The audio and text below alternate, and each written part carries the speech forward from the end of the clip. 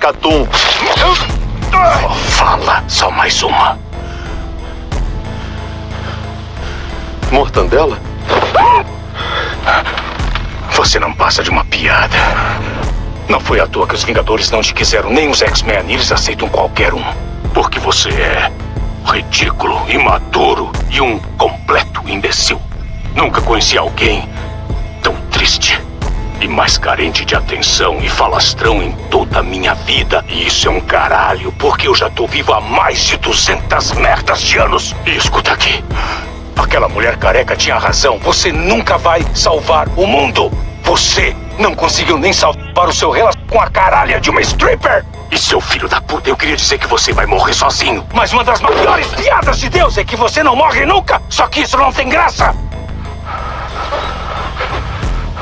Você não tem nada a dizer, tagarela? Eu vou ter que te bater agora.